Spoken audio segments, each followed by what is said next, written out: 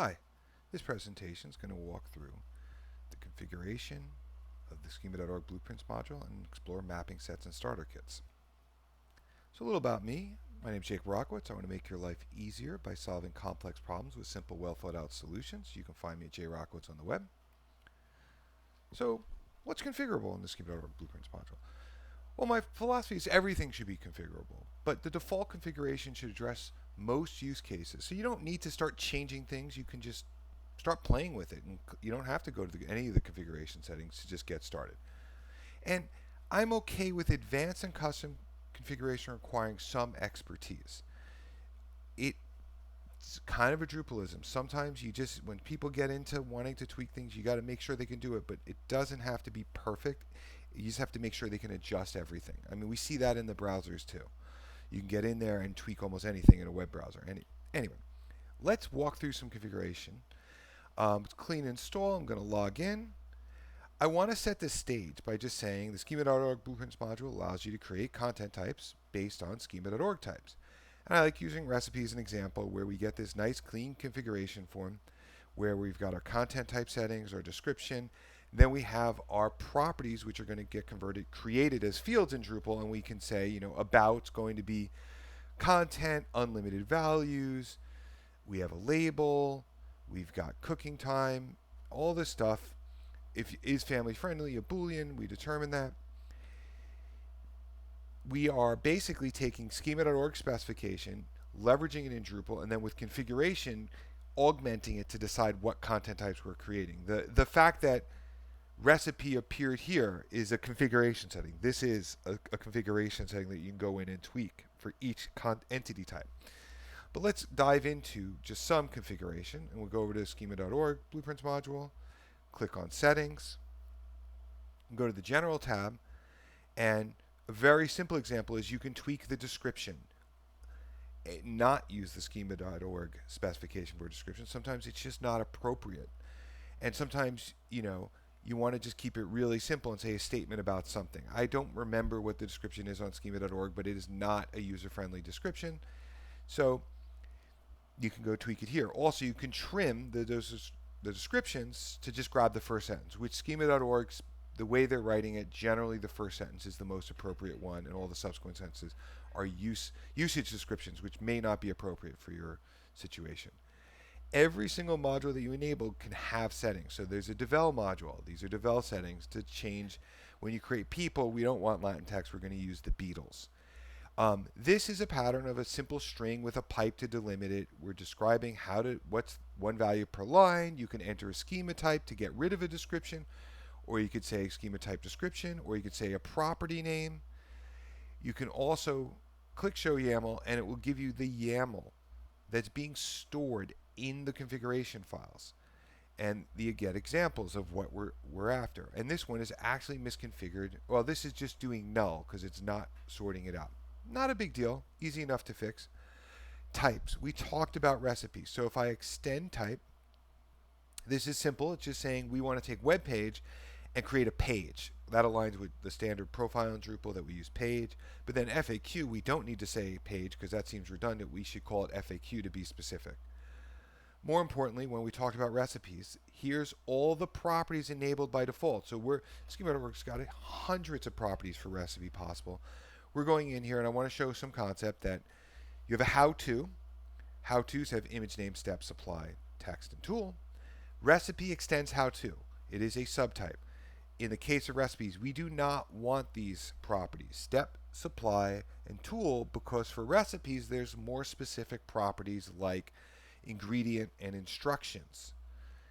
And you can use those instead. And now we're saying what are the different properties we want enabled. Now, I'm going to go up and collapse this and just emphasize that every module install gets settings, and you can tweak what's going to happen by default. This is a good example with the scheduler module that these schema.org types for articles, anything that's below an article 2, we want to allow people to set when it's published. For an event, we want to say publish and unpublish. For episode, we want to allow us to publish episodes. Now, episode's a great example of subtype. Very rare that people create an episode. They either create a TV episode or a podcast episode, and both of them will allow the scheduling of when that content type is published. I'm going to go to properties and then stop at this point. Properties. Once again, you get over here and we're changing little properties. When you create a person, instead of saying additional name, we're going to say middle name. Instead of family name, we'll say last name. We're going to make it required. If we're going to use family name, given name, those should always be required. If we're doing alternate name, we're going to want to support unlimited alternate names, and we're going to want to pluralize the alternate names.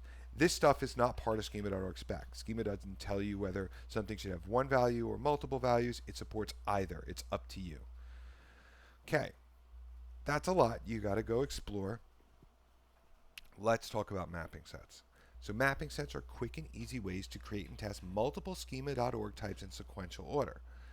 Mapping sets rely solely on the currently enabled modules and configurations. So mapping sets are leveraging everything you see here. That's it. So when you go to create a recipe, you're going to get this based on this configuration. Now if we go over to mapping sets, you're going to see it's very simple. It's just saying here are common mapping sets. And this is a good example of the sequential order. You're always going to want to create place because things have to happen in a physical location. Organizations usually have a place they're associated with. A person usually is born at a place, but then they're a member of an organization. And then you get to an event, and events, well, one takes place, occur at a location or a place. They could be sponsored by an organization, and they could have a person as a speaker. Now we can click through, and what you're going to see is you're going to get a summary of everything that's happening. You can't change anything. It's based on your configuration, so you can't change this by updating the configuration, but let me click confirm. I use this in demos all the time because it's scaffolding out 7 content types at one time, or 6. I've lost track of the number. And it helps you to scaffold the site, test things out. This is how I test the relationships, test all the defaults. You can even go in here and now say I want to generate. And it will start filling in that content type. Very quick and easy way to experiment with what you're going to get. And usually schema.org types require other types. That's the idea of the anti-reference, like how to. In this case, we're using the paragraph module to set up the little smaller parts of a how-to. The supplies is a how-to supply, paragraph type. How-to tool, paragraph type. And then the last type created is the node how-to content type. Now, I'm going to stick to this, and I'm just going to show you what was created just so you believe me. It literally built a whole site. If I click on Ringo Lennon, you can see he's got his properties, he's populated, he has his relationships, he can reference other content types, he's a subject of an event. We get our custom editorial tab. That's a module enabled that added that editorial information at the bottom. We're even getting the diagram modules enabled, so we're seeing a diagram of the relationship. These are all talked about in other videos. I'm going to go back. But what's important, I want to emphasize the other operations is you can kill the content. We could delete all this content. We could tear down the entire thing we just created, change the configuration, and then recreate it and start over. There are even drush commands right here to do all the actions that I've stated. And the actions are set up, tear down, generate content, kill content, and view details is literally just a summary of the mapping set. Okay, that's mapping sets. They're very simple. I do want to emphasize the configuration because I think it goes back, it's funny to come all the way back to configuration. What you see in the mapping sets is configurable. Here's the required grouping, here's the label, here's what's required all the time. Your organization might have different requirements. Here's the common. You can, if an organization really is taking full control of this module, you can roll out your own settings and your own mapping sets, and that can address 90% of your use cases with ease. Now, but there are things you might want to alter as schema.org types are being created, and I'm going to go and let's see how we're going to do this. We're going to keep going, and we're going to talk about. Oh, I was doing the demo mappings. Apologize for not going to the slide. We're talking about starter kits. So starter kits are modules that create and configure schema.org types and properties to address a specific use case. So it's doing more. It's not the default. It's allowing you to tweak these types and properties. And you can even install extra configuration. And what starter kits do is help us understand how to implement schema.org for a website or application. So it's a full solution for a specific use case, a sector, or recipes, like how to do recipes from beginning to end. Now, I'm going to do a demo, and I think I'm going to use recipes. Now, we've created, let's see, we didn't create the recipe type. This would install it. I'm going to actually, we'll do it this way. We'll do this one. It's going to create the recipe type. Now, there's a starter kit to just populate, so to show a full end-to-end use case. And we're still exploring this, but this is setting up a recipe. It's also installing a recipes admin view. And instead of generating default content, I wanted to use Umami content. Umami is the installation profile that gives examples of recipes. So all I'm doing is this module is saying it's requiring recipe. It's going to require that other starter kit. It's going to set it up, and then it's going to populate data. And when I want to emphasize the populate, here's how we do it. We go to shortcuts. It adds a shortcut. If we go to dashboards, you can also see, this is the demo module showing a dashboard, but it adds a shortcut to recipes. And now we get this admin view, this default admin view. Of course, you can customize it. It even sets up the teaser displays for these cards. So they're clean, the title and the image, and that's it. And then you click through. It also changes the path to not say recipe, but recipes, plural. So we get nice SEO paths where we can go up to recipes, showing you just the best practices on how to do this. Okay, I hope that helps to show you the example. Let's just talk through some other starter kits. Schema.org, starter kits. We can go in and create an organization and see an organization tree, how organizations are going to work. Let's install this starter kit because I'm going to use it as the example. It's creating person. We had organization already exists. This will actually add properties if they're not already defined, if they're required. So basically, this is the multiple starter kits can be merged together. I'm not going to go too into that, but it just helps to illustrate it. Now we have an organization tree. I'm going to generate content because it's just the easiest way to show you that now we have extended our person, which was one of our common ones, and now we have content. Let's go to local business. Sorry. One of the goals here of the organization starter kit is to show relationships. And actually, instead of showing you these fields, well, here you see employee, you can have employees, you can have departments, you can have parent organizations. There's even a diagram module to show you the entire organizational tree, how it's set up. For example, these are the parent organization, these are the departments within this local business. It's a complete solution. It's to experiment with it. You can then take this and extend it to your organization requirements. And I think that, I want to go this way. And let's talk about custom starter kits. So you can take this code that's created in the module and cut and paste into your own custom module, create your own starter kit. You can compose the ideal solution for your website. You can extend starter kits. You can create a starter kit that says, I want these starter kits installed before this starter kit, and then I want to alter what's being generated as it's being generated. And you can use these starter kits for testing complex solutions and code without a lot of setup and code or configuration or exported configuration. And I want to emphasize the required amount of code is minimal and there's very little configuration required. So we're going to go back up, get up to this point, and I'm going to start talking about code. This is the code behind the site that we were just looking at. I'm going into modules. I use Sandbox for stuff I've checked out, and let's look at the organization starter kit. In here, the key thing is this defines a starter kit. It's a YAML file that's a schema.org_starter kit. In here, I am doing more than just a mapping set. I'm saying a person, and these, by the way, what this starter kit is doing is requiring the relationships, but then relying on what other configuration, the default configuration, but it's basically saying a person can be a member of or work for. Here, what we're taking is the relationship fields and making it concrete that suborganization and parent organization, that sets up, that's for an organization tree. But organizations don't have departments, but they can have members and they don't have employees. Organizations are for membership, but a local business is for employees. And when you get in here, you see it switches to say you can have departments as a local business or you can have employees, but you don't have members. It does even go so far to say you don't have sub-organizations in a local business. It relies more on departments. Of course, this could change, but I also want to emphasize once you install it, you're just getting, you can uninstall these starter kits. Now, if you go to the info file, you're going to get, it's basically saying these are the modules that are required. These are the schema.org modules that are required. Default behavior. So when we create person, we're going to want to have auto entity label enabled. We're going to want to allow roles. We're going to want to allow subtypes, and we have to rely on the starter kit module. Now, where else do we go? Now we go into configuration.